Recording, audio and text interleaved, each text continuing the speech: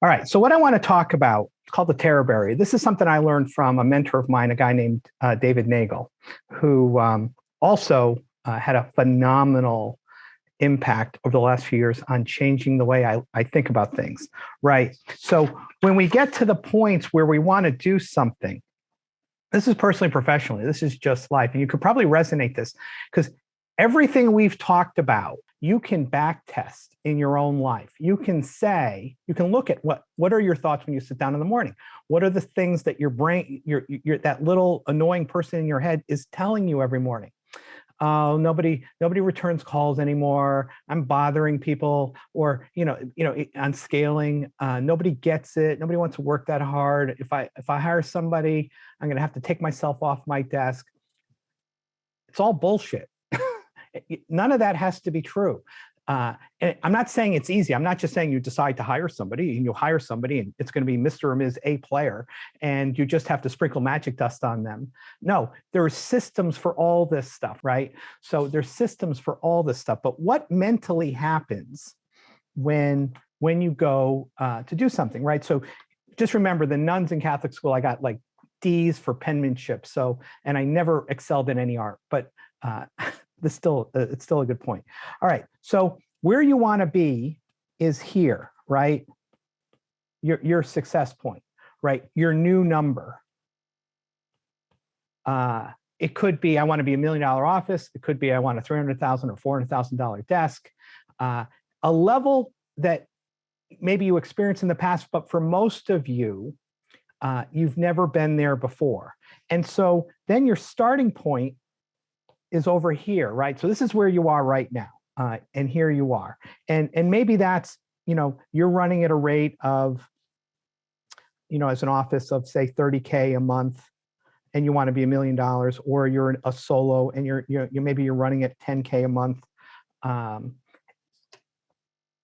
And here's your starting point.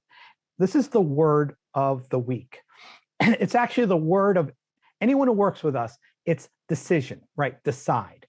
So you're either going to decide through not changing anything that you're going to continue at this rate, and there's absolutely no judgment.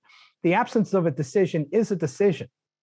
The absence of a decision is deciding to stay where you're at, or potentially even go backwards, because now you're basically going with kind of the wind. But here's what happens, and Naima, you even said it, like, I invest in this training, I go gung-ho forward, and I start. And I want you, like in chat, Naima, to help me out, toward this, because I want to see if this is what your brain went through. This is what's, it's called the Terribary. So we begin moving forward, and you start taking action on something you just learned, and you're excited. You learned this new process. You went to a seminar or whatever. You came here and you start doing a new seminar. And what happens is, as soon as you start facing resistance, and in that resistance, and you're experiencing because you become uncomfortable. But let's say you continue and you break through that first level of discomfort. You'll go to another level and you become even more and more uncomfortable, right? And there's been periods of times where in your life where we continue to go through. And you become even more uncomfortable, right? And the farther away you leave your current zone of comfort, the more uncomfortable you get, and you can actually feel the fear in your body, right? This isn't working out. This isn't working out. And I'm using Naima's language because I think I'm hiring somebody, right? A month's gone by and they haven't made a placement, and I don't know if they're going to make a placement, and I just spent $3,000 on them. Do I want to spend another $3,000 on them over the next month? And this is getting expensive. Or I've asked for a retainer 3 times. I got close a couple times, but it seems like nobody pays a retainer, and you get more and more uncomfortable until you hit this point of maximum fear. This is the terror barrier, right? And I think all of us have experienced that. You continue to push yourself out there. You're out there farther and farther on a limb. And at this level of maximum discomfort, your subconscious, which is a vicious creature, because remember, as Francis said, the subconscious has a few goals. One, for you to procreate, and the other one, and expand the species, and two, to keep you safe and alive. So whatever you did yesterday, if you played with knives and you didn't kill yourself, your brain's probably like, I can play with knives today, right? It might still be a little uncomfortable. Whatever you did, so whatever you're doing now at your current level of dissatisfaction did not kill you last night. So your brain knows that pattern, that, you know what, whatever we did yesterday, whatever procrastinations, whatever dysfunctions, whatever lack of discipline, whatever it was, personal, professional, exercise program, business growth, whatever you did didn't kill you.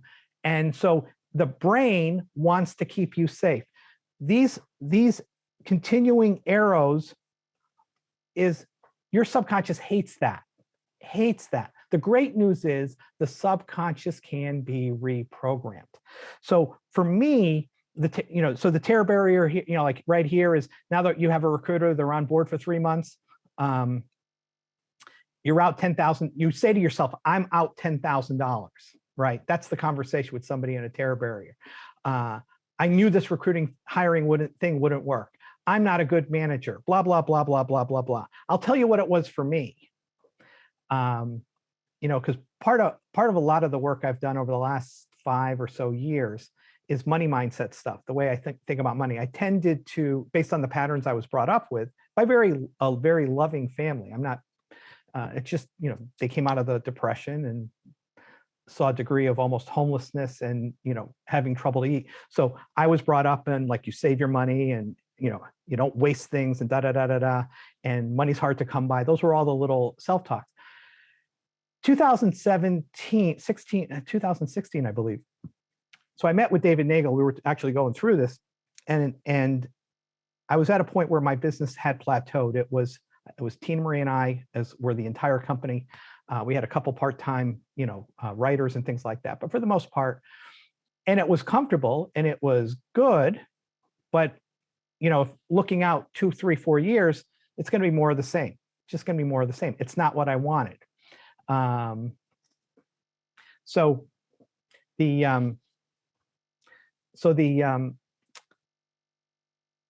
me, and knowing David and his pricing, I said, he looked at me in the eye, and this is what I'm asking all of you to do right now.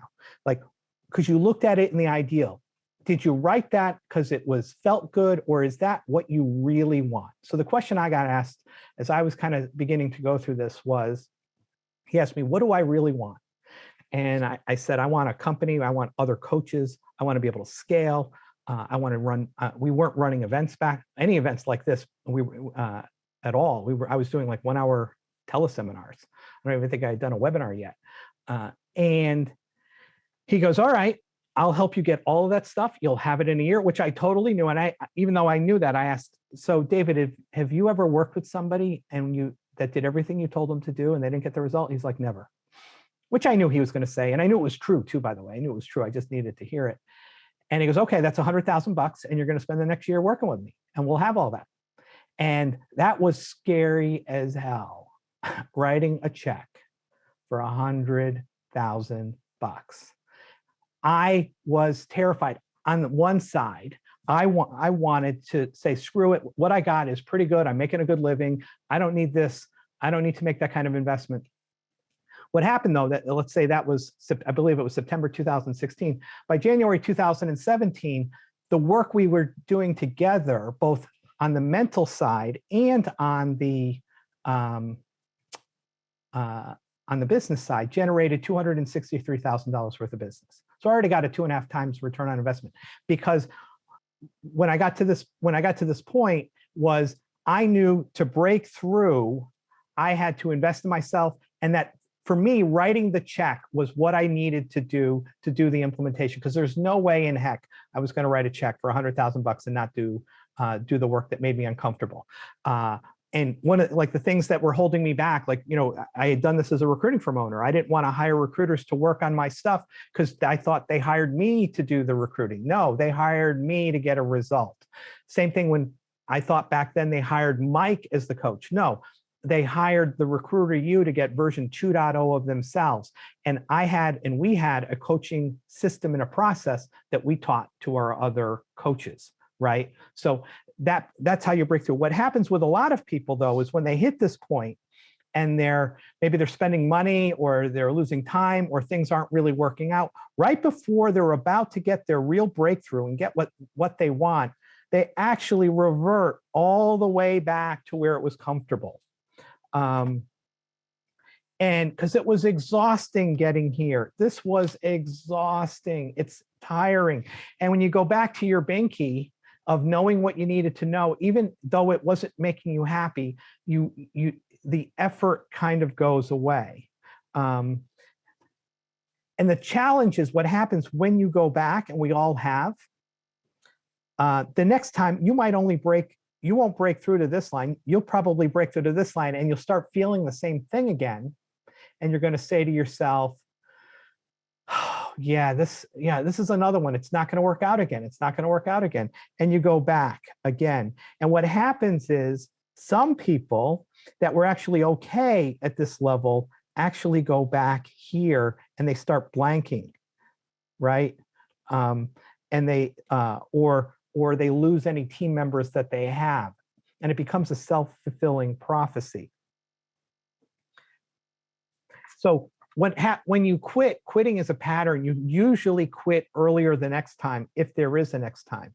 Because over here, you start remembering how terrible you felt over here as a warning sign. And this is how your subconscious mind works. It knows what makes you quit, right? So, I would always quit on my walking routine. Up until this year, I always quit on my walking routine. Because I had stories I've got a lot to do today. It's too cold, in the winter. It's this, it's that, whatever the reason was, I'm tired. And whatever story that I bought, my brain would use in the morning when I woke up, until I said, I decided that I walk 5 times a week. I've decided that I walk 5 times a week. So when I would wake up, those stories still came, because that was the point of resistance that worked. And I would have to do a conscious override to, no, I've decided I walk 5 days a week. I decided I walk 5 days a week. I decided I walk 5. And it's really now a year into this. And that's a little thing, but if you look at, like, if you've done exercise programs, wanted to change your eating habits, there's something like with eating, right? Oh, it's a special occasion. Oh, it's so-and-so's birthday. I can have cake today. Whatever it is, there's a story your subconscious brings to the foreground that causes you to quit. Here it's, I hired another lazy recruiter. This person really doesn't want to take the time to learn the business. And then usually I ask those people, what is your defined system for hiring, onboarding, and accountability? And they don't have one. And I go, and you think it's the recruiter's problem. If you don't have a defined system, and we're going to talk about this on tomorrow a little bit, the roles of recruiters and kind of what onboarding looks like. If you don't have a defined system for hiring, onboarding, and accountability, you are then subject to the whim of the ability and the initiative of the other person, of the person you hire. No company runs that way. No company runs that way, where you're 100% reliant on the initiative of the individual. You need a system to support them in their success. And that system doesn't need to take you a lot of time either. When you start this journey, you're in choice. You can choose to break through and ultimately get here, right? And once you get here and you've gone through that, the next time you're going to go through this process quicker, because you're going to recognize, oh, here's fear. Here's where fear's coming in again. And I'm feeling discomfort. That means I must be close. That means fear and the increasing discomfort means you're closer to your goal than you are to where you used to be. And here's the time, and I heard David ask this question, have I ever thought a thought I've never asked myself before? Write that question down. Have I ever thought a thought I've never asked myself before? And that thought can be, when you're here, kind of breaking out, what if everything, like if I'm Naima, what would be true if everything did work out fantastically? What would be true if everything worked out fantastically? I would have clients that look like this. I would have a team members that would look like this. Okay, what do I need to do to make sure that that happens? What if this is really possible? if I'm here and I'm beginning to break out, how would this change my life? How would this change my life? Versus, do I want to compromise and go all the way back to the way I wanted to so I can be safe and comfortable? And there's no judgment if you do. Just know that that's what you're choosing. Let me promise you this. The opportunity exists in front of you right now. So one of the things I want you to ask yourself right now is, what am I resisting? Whatever you're resisting is your potential for your breakthrough. What are you resisting? For me, what I was resisting when I hit this terror barrier was letting go. Letting go of the responsibility of being the coach. I am a coach, but being the coach in the company, filling events. But back then we weren't doing them virtually. Like if you're going to run an event in a hotel conference room, just, you don't need to know this, but this was what I had to get over. You're going to sign a contract and you're going to be liable for $20,000 in meeting expenses. And if you don't fill those, if you don't fill the seats in the room, the hotel rooms, right? You sign contracts where you guarantee room blocks. And if people don't take those room blocks, you pay for it. So if I was going to run events and I wasn't going to fill the events, because when you run events, the question you always have is, will anyone come? That's the big fear of anyone who runs an event. Will they show up? For me, it was letting go and saying, I'm staying committed to the process. I'm going to fill the rooms. And I didn't know how I was going to fill the rooms when I made this commitment, by the way. That's the other key. Remember, I want to link this back. I didn't know how. I didn't know where I was going to find the other coaches. And I didn't know how I was going to onboard the other coaches. All of that showed up after I decided to have it. All the help I needed this showed up, and the processes I needed showed up in my life after I decided to have it. Put down what you're resisting in growing, because your resistance, whatever you're resisting, is your potential for your breakthrough. Your resistance equals your breakthrough.